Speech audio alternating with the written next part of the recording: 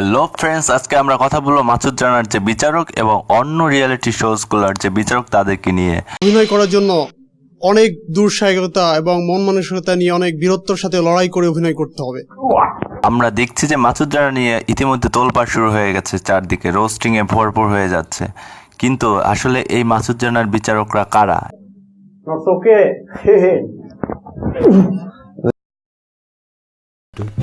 ভাই কার কাছে যাবেন? চিনস না আমারে? শোনেন, কষ্ট করে একটু এন্ট্রি করতে হবে। ফাইজলামি করস? পোলা পোলা পোলা এক সাপোর্ট। আপনার তো মনে হয় ভদ্র ঘরের পোলা, তাইলে কথা এত গন্ধ কেন? আসসালামু আলাইকুম। বাইরে দাঁড়াও, বাইরে। আসসালামু আলাইকুম। বলছো মে আই কাম ইন, কিছু বলছো? May I come in sir? বাইরে বাইরে বাইরে। নেক্সট আইলাম গেলাম, ফাটফুট ঢুকে গেলাম, একটু স্মার্ট হলাম, হয়ে গেল। 20 এই রে মাসুদ রানা পড়াবার কি? মাসুদ রানা পড়েছেন? মাসুদ রানা মেজর বলা বয়স কত জানেন? হ্যাঁ 23। মেজর ছিল। আচ্ছা, আর তোমার আবার 20।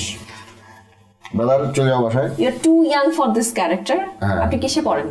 আমি অনার্স সেকেন্ড ইয়ারে। আপনি পড়াশোনা শেষ করেন, শেষ করার পর যখন নেক্সট টাইম এরা আবার কল করবে, বাচ্চাদের মাসুদ রানা বানাবো আমরা, তখন এসে চল যান। ভাবেই করা যায় তাহলে এখানে। আমি এখনো মায়ের হাতে ভাত খাই, তো আমি দেখা দিতে চাই যে আমি ভালো কিছু করতে পারি, আমি কোনো একটা চ্যালেঞ্জ নিতে পারি। তুমি একটা চ্যালেঞ্জ নিতে পারবা? তুমি একটা চ্যালেঞ্জ নিতে পারবা? আর সব এই ধরনের গেঞ্জি পরা হয় খুব কম।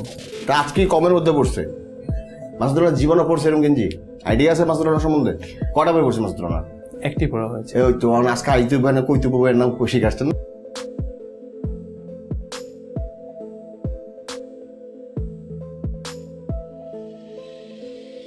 দেখা পারা এটা ঘুরো ঘুরো ঘুরো নিচে হো। হ্যাঁ, হাসবা না। আরে এই দেখেন, এই যে কাটিংটা দেখেন। হ্যাঁ, এই ঘুরো, এই কাটিং দেখছেন আপনি?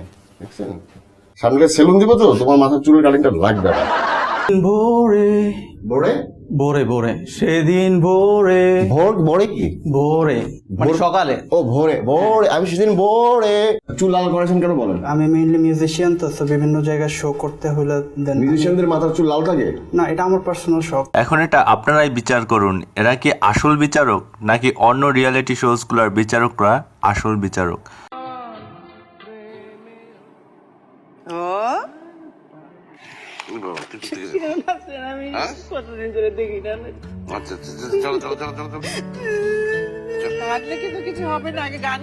গান করতে হবে ওখানে তো।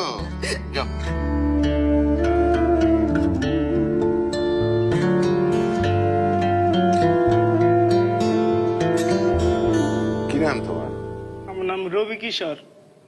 5 বছর বয়স থেকে আমি দাদার ভক্ত। গানে 2001 সালে থেকে আমি দাদার সাথে নিয়মিত আসা যাওয়া করি। 2 বছর ধরে ঠিকানা দেয় না, বাসা পাল্টে গেলে।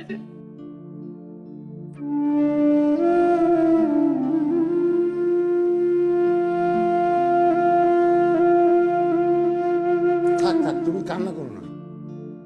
গান করো, একটা মন ঠান্ডা করো। আজকে শক্ত হয়ে গান গাও, গান গাও, একটা গান গাও, সবাই খুশি করো। আর দিতে হবে না। চলো গাও গাও গাও। দাদাকে ডেডিকেট করে একটা গান কর, মানে দাদার উদ্দেশ্যে একটা গান করুন। আমার সারা দেহ খেয়ে গো মাটি,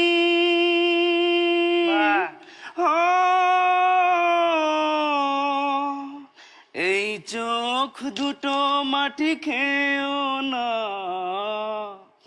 আমি মরে গেলেও তারে দেখার সাথ মিঠিবে না গো, মিঠিবে না। তারে এক জনমে ভালোবেসে ভরবে না মন, ভরবে না।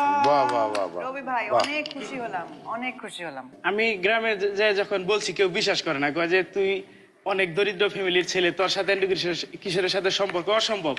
কয় যে বিশ্বাস করি না, তাহলে ফোন নাম্বার দে। দাদার নাম্বার দেওয়া তো ঠিক না। পরে দিনে একদিন যে এখানে কাঁচা কুঞ্চা দিয়া 8-10টা বাড়ি দেয় ভাড়ায় ফেলাইছিল, যে এখন দাগ আছে এখানে। তা আজকে ওরা যে দেখবে, আজকে দেখবে না ওরা? অবশ্যই তাদের প্রতি তোমার বলার কি আছে? আমি তাদের জন্য বলবো, আমি জীবনের সত্য পথে হাঁটছি। আমি গান নিয়ে আমার জীবনে দাদা সামনে আছে। আমি যদি মিথ্যা গলা বলি, দাদা বলুন খুব সুন্দর, খুব ভালো কথা বলেছো, ঠিক খুব আছে। সুন্দর। আমরা দোয়া করি তোমার জীবন অনেক সুন্দর হোক। তোমার যা ভালো লাগে তুমি দাদাকে বলো। তুমি যে প্র্যাকটিস করেছো, যা গাইছো, খুব একটা রেজাল্ট হয়নি কিছুই। এরকম জায়গায় কম্পিট করতে গেলে আরো তৈরি হয়ে আসতে হবে। ঠিক আছে? আমার এটাই জীবনের শেষ আশা ছিল, আমি আইডলে না টিকলে আমি বাঁচব না, আমি স্ট্রোক করে মারা যাবো। আমার গানই জীবন, আমার নিঃস্ব গান নিয়ে মরে যাবো।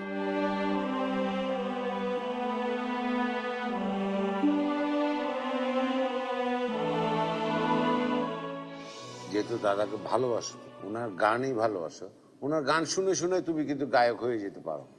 আপনি সবার সামনে, গ্রামের মানুষের সামনে আপনি এটা প্রমাণ করতে পারলেন যে আপনি সত্য কথা বলেছেন। আপনার সাথে দাদার এতদিন পরে দেখা হলো, মানে পাওয়ার উপর পাওয়া। আজকে আমরা এখানেই খোদাহাফেজ বলি রবি ভাই। আমি দাদার আর 5 মিনিট দেখি। ভালোবেসে গেলাম শুধু, ভালোবাসা পেলাম না, আশায় আশায় দিন যে গেল, আশা পূরণ হলো না। ভালোবেসে গেলাম শুধু, ভালোবাসা পেলাম না। ওকে আমি বেশ আগে থেকে চিনি এবং জানি যে ও আমার সাথে ফোনে কথা হয়, আগে দেখা টাকা হতো, কিছু কিন্তু আমার দেখা সাক্ষাৎ হয় না, সেই জন্য তার দুঃখ। তো ও চোখ থাকতে অন্ধ, ওকে বলি বারবার বলি এত অন্ধত্বর দাম নেই, তুমি আমার ভক্ত ঠিক আছে, কিন্তু গান শেখো, গান প্র্যাকটিস করো, গায়ক হও, গায়ক হয়ে দেখাও যে হ্যাঁ বড় কিছু হতে পেরেছো। প্র্যাকটিস করে কিন্তু ঠিক ভালো মতো হয়নি। আশায় আশায় দিন যে গেল, আশা পূরণ হলো না।